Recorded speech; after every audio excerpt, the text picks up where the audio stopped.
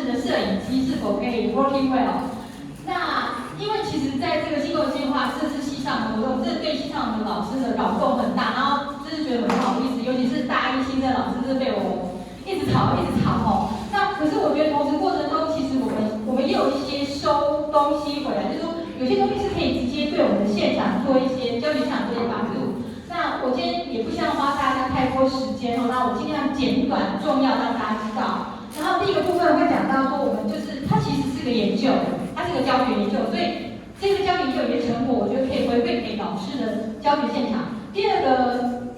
是，其实我们刚开学第一周有去台大，就是这个经共计划的总办，他办了一场就是关于教学的研讨。那这份其实老实说，老师们是没有这部分知识的。可是今天我也不可能就是把一整天的学习成果跟大家讲，可是我觉得讲一个重点，就是说到底工程教育它其实有哪些不一样的东西，一些概念先带给大家。那明天我们第一课群会有一些活动，然后协助第一课群建立他们的教案。那如果有老师有兴趣，欢迎就是加入，让我们知道。然后第三部分就是请大家协助部分，就是我们这学期有些活动，然后大家知道一下。好，那首先就是我们的教育研究成果，其实固定都有在推进。说上次新会是讲说我们投了南台学报，那这次我们是投到机械年会，还有就是我们学校办的 East。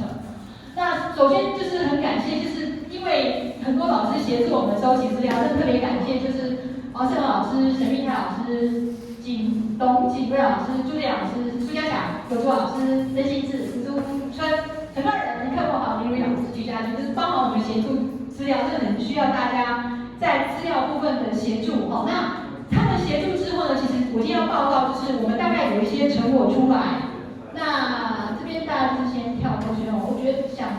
让大家知道比较对老师有用的部分。那我们计划为什么叫目的感？其实针对就是我们现在学生其实学习是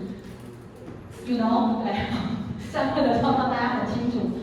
那其实我觉得学生有目的感，他对他的学习跟他的生活的整个成长是很有帮忙的哦。那这个目的感，我是把它这个计划的纵向的支持 ，OK？ 那它大概分为3个面向 ，OK？ 那最重要其实甚至到第3个叫新社会推理，它意思是说对他人福祉的责任跟关注。那除了它这是我们工程伦理一个最主要的课程主轴，其实我们现在很多的工程教育里面讲 SDGs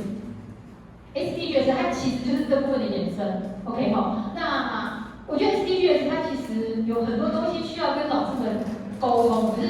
老师们现在可能是因为是教育部或者是学校要求，就勾一勾说什么 SDG 7是能源啊什么之类的，它其实有些比较深的内涵，然后教育我们课程内容里面怎么去 deliver this material， 其实它是有一些教学的能量、教学方式需要去做的哦。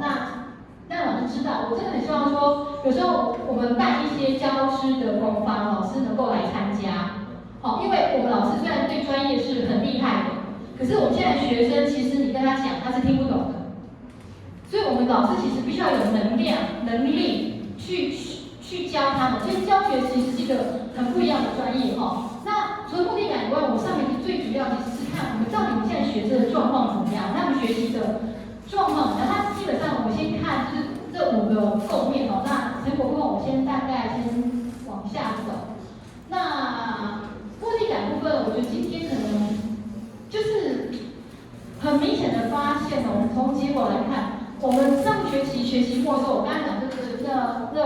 10几位老师协助，我们收集了大1、大2、大2、大4，然后3个组不同的这2份问卷成果。然后就目的感而言，其实还有就是学习投入，我们都很明显的发现说自控组明显的优于其2个组。好，这在2份问卷都这样的成果。然后在年级的部分，目的感没有呈现出显著性。好，我这个表格就是有显著差异性的部分。那先让大家大概知道哈。那目的感虽然说在4个年级它没有显著，可是就是整个成果来看一下，其实还是有点趋势出来，就是大1妥妥的在底下爬，然后大4是比较好的，2、3有点混哦。这个没有到显著性。年级差异性，可是好像还是看得出来是有点不太一样。那我今天比较想跟大家分析的是学习投入的部分。好，因为有些东西是出原本我们以前的预期哈。那这份问卷的话是针对自主行动，就学生是不是会就是自主性学习，学习策略，他学习的时候是不是知道要复习，然后可能写作业，到什么地方找资料，他们学习策略有没有投影笔？没有。好，然后第三个课业投入，基本上就是他上课有没有专心力，有没有去上课，课业投入比较简单。对不起，课业投入是上课的时候他有没有专心力的投入状态，谢谢。然后出席状况就是他有没有去上课，然后人际关系，因为课堂上面他有时候上课他跟同学的关系、跟老师的关系会影响他想不想去上课哦，那这都是学习投入重要的 issue。好，然后性别部分，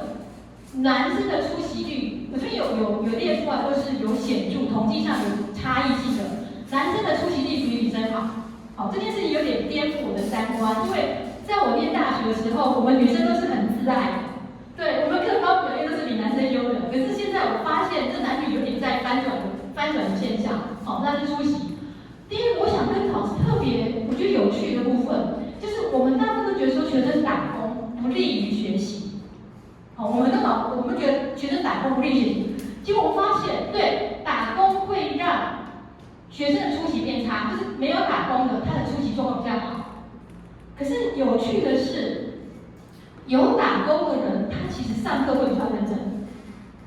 所以同学们、老师们可能可以去想一下，就是打工到底是好还是不好？哦，这部分其实我觉得还蛮有意思的哈。然后另外一个部分就是社团的部分，基本上参加学校的社团或者是参加班级的干部，基本上对他的学习没有太大差异。我觉得有部分原因是他们参加社团反正就是为了要参加而参加。可是当他参加的是校外的社团，他的课业投入跟出席率就会明显比较好。如果他还可以当到校外社团的干部，那他的自主行动跟学习策略也都会提高，明显的会有差异性。哦，所以当我们在觉得说学生到底要不要参加社团这件事情，我们就是大家可以看一下说，主要我觉得他有没有真心的投入，才是真正会不会对他学习有帮助的关键。哦，那年级的部分也是很明显的，我们的1年级妥妥的就是在后面哦，然后高年级，尤其4年级，好像在学习投入也表现比较好。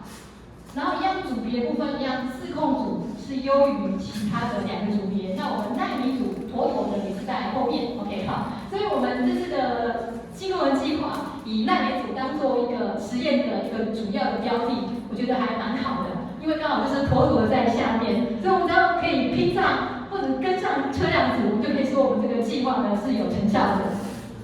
好，那上网的时数一样很明显啦，就是说上网时数少的，3小时以内的，明明高，有的比上网时数高的，大概他学习的状况比较差。好，然后再就是打工，已经有打工一样，就是说跟这部分其实有没有打工很类似，就是没有打工经验同学他会认真上课，可是没有打工同学他其实课业投入是比较差。